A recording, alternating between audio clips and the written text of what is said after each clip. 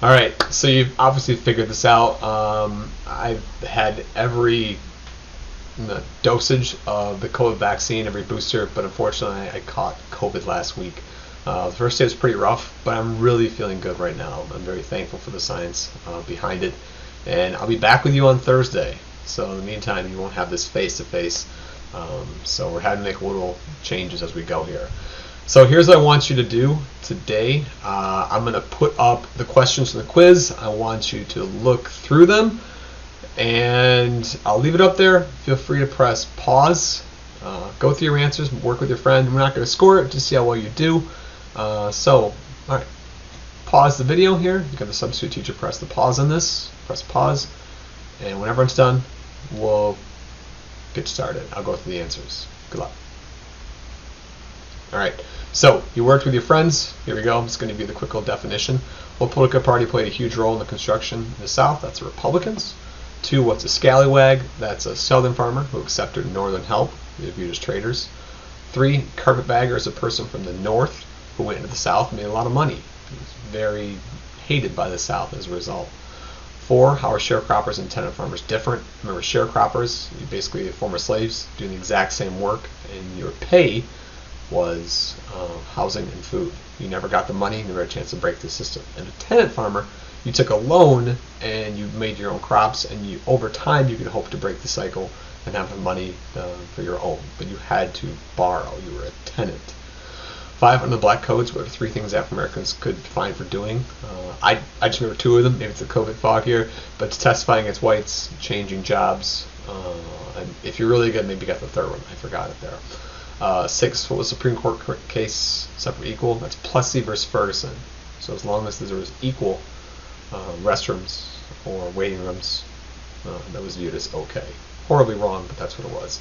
Literacy test, you know this one. If you're white, it was a lot shorter. If you're African American male, substantially longer. If you couldn't read it, you were disqualified from voting.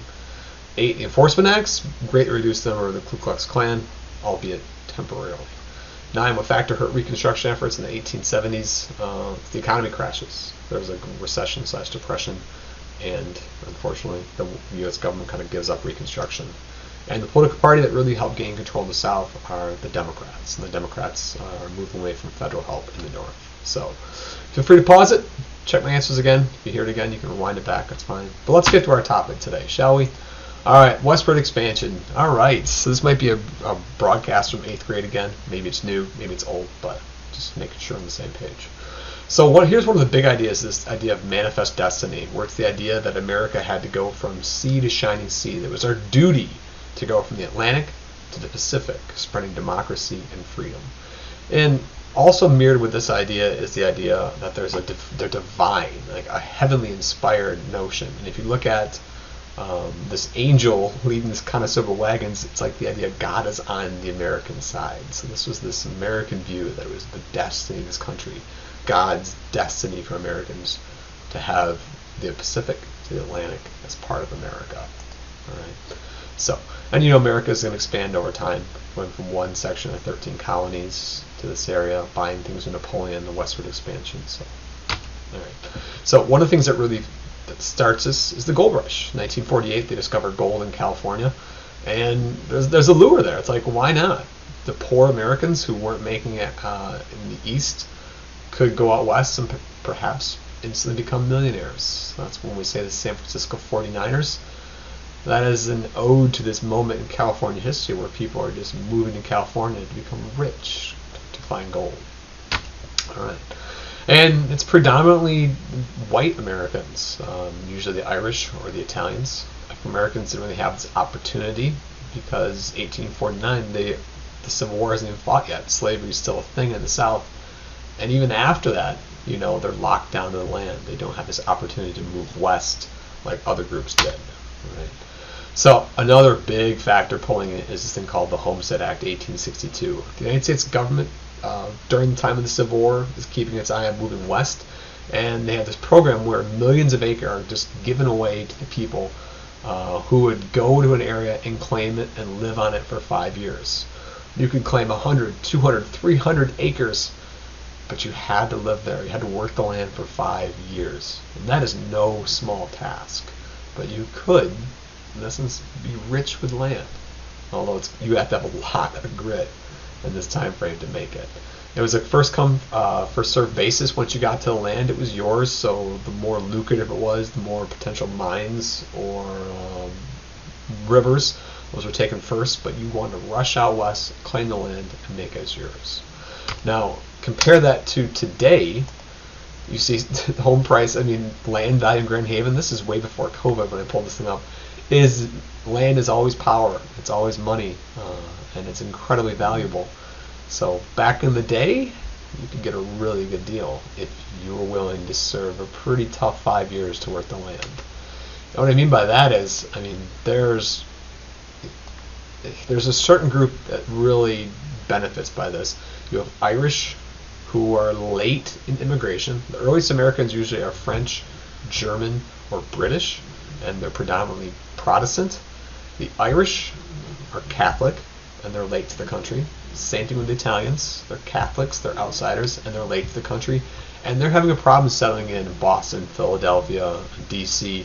And when this opens up in 1862, it's really an opportunity for these outsiders, these white Americans, to have a new start. Right? They look the part, but they don't have the correct religion. And it's a chance for them really to get a better life, an economic opportunity for them. So they're really on the move west. Right? And then when we say on the move, like, so you get hundreds of acres, you have to farm that, or you have to mine that, you have to do something with it. And you can't simply knock down a bunch of trees in the Midwest because there really aren't that many trees. So you're having to make homes out of sod. Wild. And you can't simply run to the Home Depot, pick a bunch of 2x6s, get some impact drivers, and get the stuff delivered to you. Like that, you are just literally living off the resource of the land for your survival. So some of these pictures are incredibly gritty. It's a testament to the people that did this. And the reward's great when you did it. You lived the land for 5 years, awesome. If you didn't, someone else tried it. And so just some really gritty pictures here in American history. So the only way west for a long time was the Oregon Trail. You know this from Mr. Tenhagen's class. It was dangerous. It was difficult. You could be attacked by Native Americans. You could also be helped by Native Americans. And there were some extreme cases where if you left in the wrong time, you got caught in the Rockies in the middle of winter. The Donner Party resorted to cannibalism to survive. So that was a pretty difficult route, and it's a Conestoga wagon, difficult journey from Missouri to Oregon. Yes, there's the iconic Oregon Trail. Right? So, but really the game changer is the railroad boom. 1865, Americans had 50,000 miles of railroad, mostly in the north because the north is an industrial base, the south is an agrarian.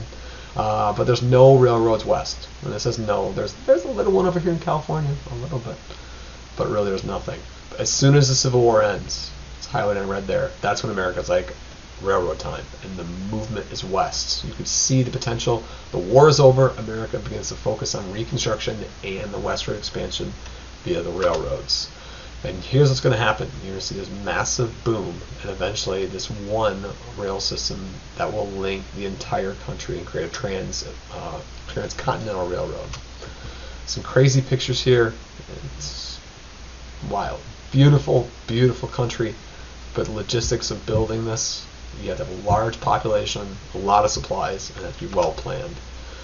And just the building, the structure to go from one spot to the next through the Rockies is incredible.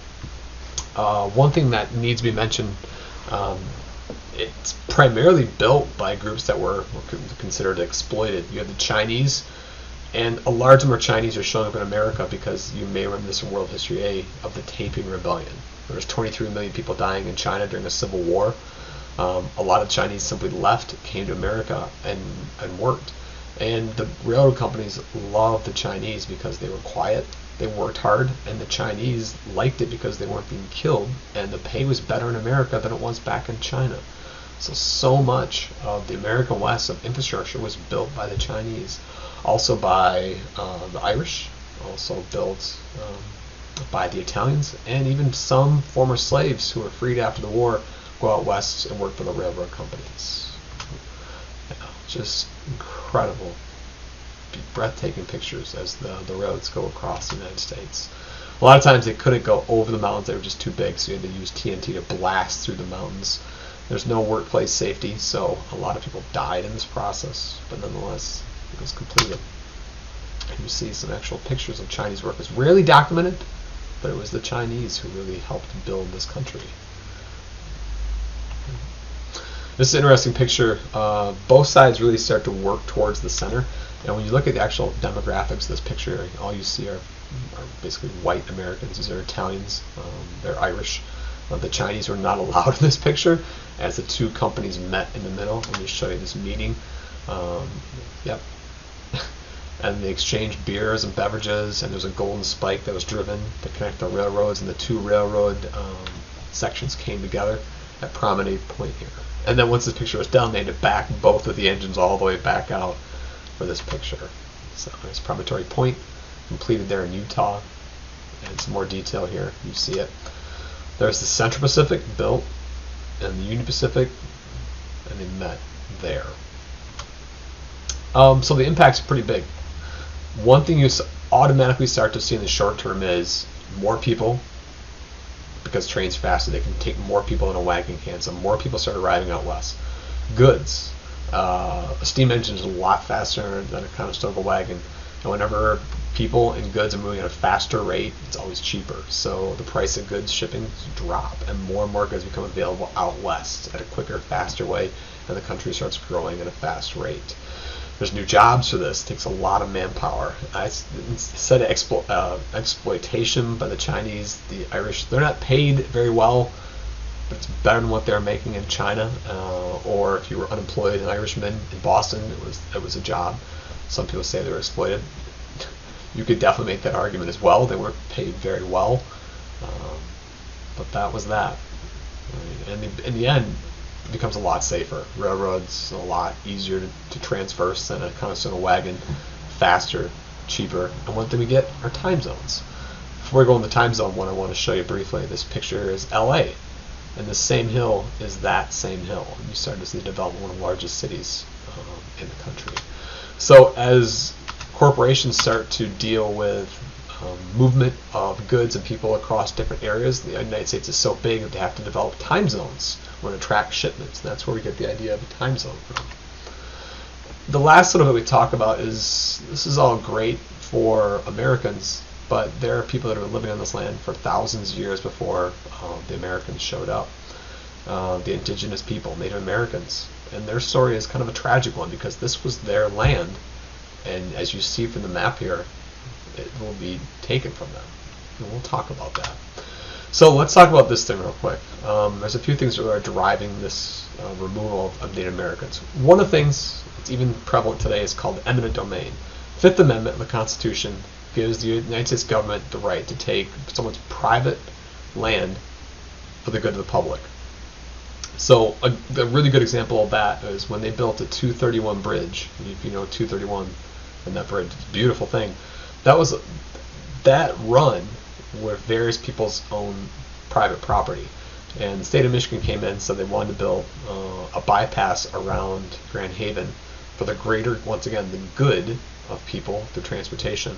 So they had to go into those different areas and buy those parcels of land from the private owners. And those people are paid pretty well for that. My recommendation for you is this: you always want to be the last person to sell, because the longer you hold out, the more antsy the government gets, and the government's going to have to pay you even more money if you're the last one to hold out. So do that if it ever happens someday. So that's eminent domain. The government can take someone's private land, but they have to compensate you for it because they're doing it for the greater good. That was like with Trump's wall.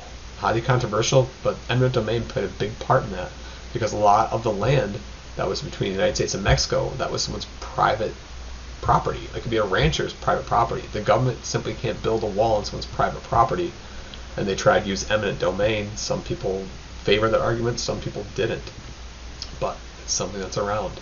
The last little thing is really important. Highlight it, circle it, bold it, star it, do whatever you have to do there. The Dawes Act. This is not good for Native Americans. All right? It's a question all of your final exam. So the Dawes Act really sets up a scenario. Option one, I'll make it really simple for you, is this. Native Americans, if they gave up their land, their tribal land, which they have lived on for thousands of years, they could become U.S. citizens. If you think about that, is that really that great of a deal? They're given no money, no compensation. They just would earn the right to be viewed as an American citizen.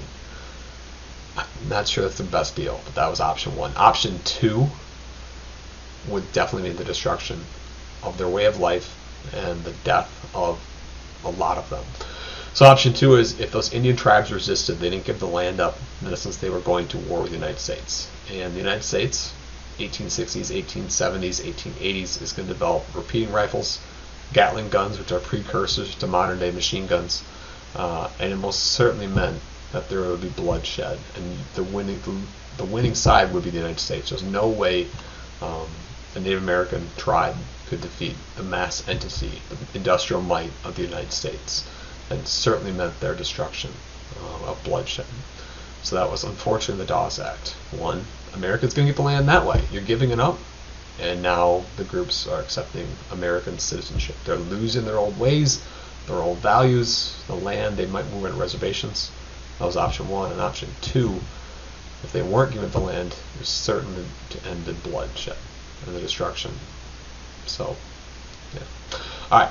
That's how we end today. As always, feel free. I need you, once you're done with your notes, take a picture with your